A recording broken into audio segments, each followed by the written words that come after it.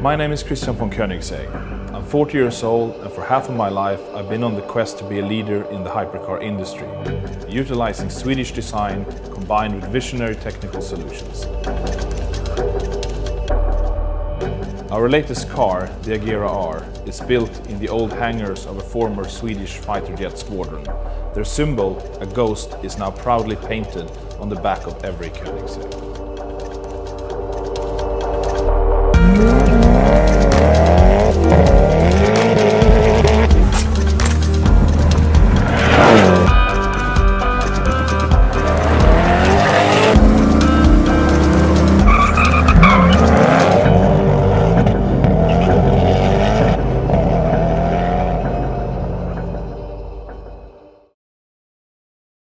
So now I'm going to show you something which we're working on for the future, which I personally find very, very interesting in many aspects. So what this is what we call an actuator.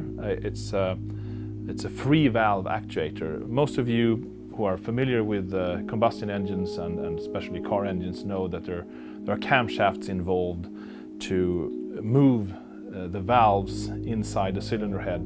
And these valves, they have been controlled by camshafts for the last 150 years or something like that. But it's very restrictive really, especially if you have multi-cylinders and you want to have a rev range to go through with efficiency and power. Because when you have a camshaft, you basically lock up all the cylinders in the same line to do pretty much the same thing. There are coming systems now which give some flexibility. You can tweak the angle a little bit compared to the crank of the engine, and you can slide them sideways like Audi is doing to shut off cylinders now. So it's getting better and better, but it's still very, very restrictive. You can think of the camshaft like a broom. Pretty much you hold it in your hands and you push all the valves simultaneously with this broomstick.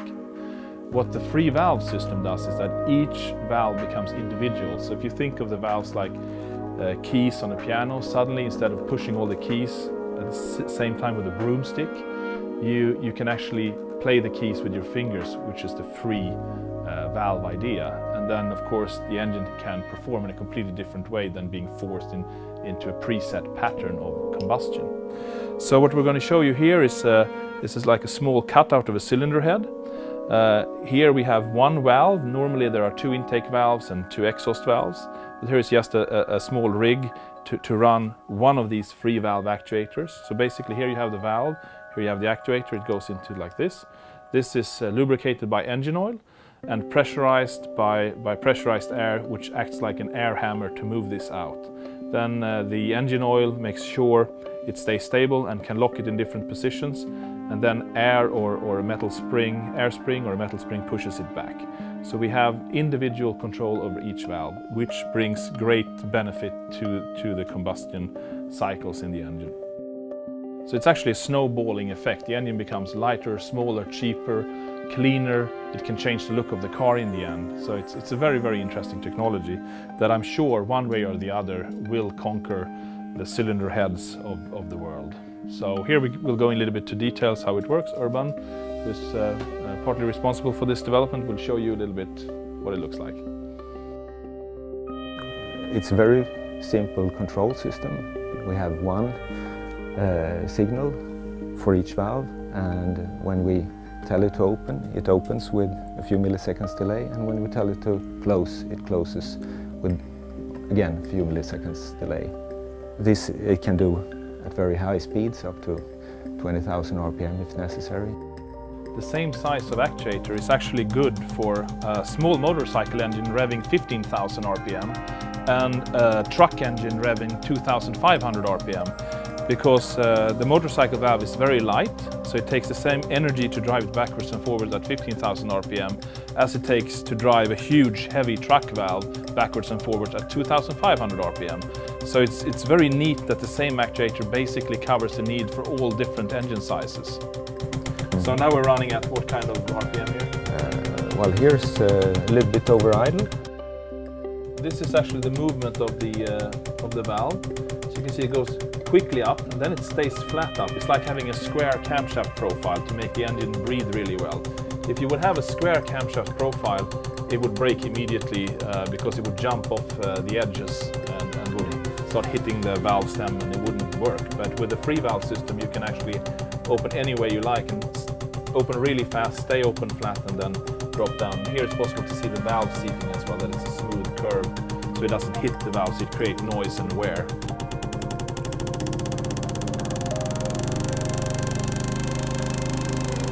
This is 3000 RPM, and you can see still a square form of the valve curve.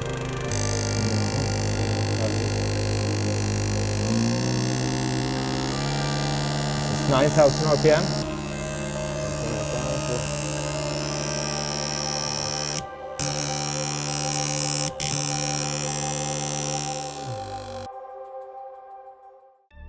So this might just look like an old Saab to you all, and in fact it is, apart from one aspect, and that aspect is what you see that's red here, and that's the cylinder head, which has been modified to accommodate our Cargin free valve system.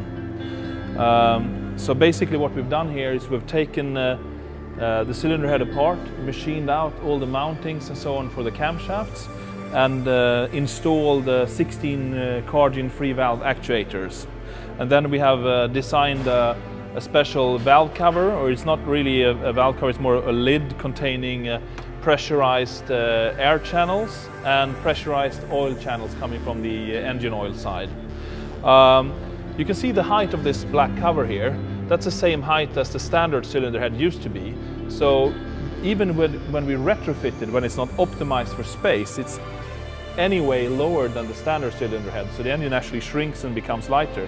If we would have made a cylinder head from scratch, instead of retrofitting into an existing cylinder head, it would also become much narrower and even lower. And this whole section here, which is a cover for where the chain drive for the camshaft used to sit, would disappear completely, so the engine would also become a lot shorter. Basically, when you go from a camshaft to Cargin free valves, the size of a 4-cylinder engine becomes just a little bit bigger than the size of a 3-cylinder engine. And then of course, if you cut away one cylinder to maintain the power and torque level you used to have in your 4-cylinder engine, then it becomes really much smaller. So this car here has been running with Cargin free valve system winter and summer for the last 2.5 years. We've accumulated almost 60,000 kilometers without any failure whatsoever to the free valve system. It's just been upgraded with our latest generation actuator, generation 5, on both the intake and exhaust side of the engine. And it's been up-tested at a testing institute called AVL with up to 20% improvement in fuel efficiency so far. This is, and that's just the starting point, I would say. This is more a test mule to run for durability and for cold starts, even in the winter down to minus 20 degrees Celsius. But it's really exciting, and it's I think one of the few cars in the world that is running with no camshafts whatsoever. When it's fully optimized, we're expecting to have 30% less fuel consumption, 30% more torque and 30% more power, and in an average driving cycle, 50% less emissions. And that's without connecting it to the possibility, which is very interesting, which is an air tank. Given this valve technology, we can actually recoup energy while engine braking by using the engine as an air pump, pumping up a tank with air, getting air pressure there, and then driving off only on that air, using the engine as a compressor, or let's say an air engine.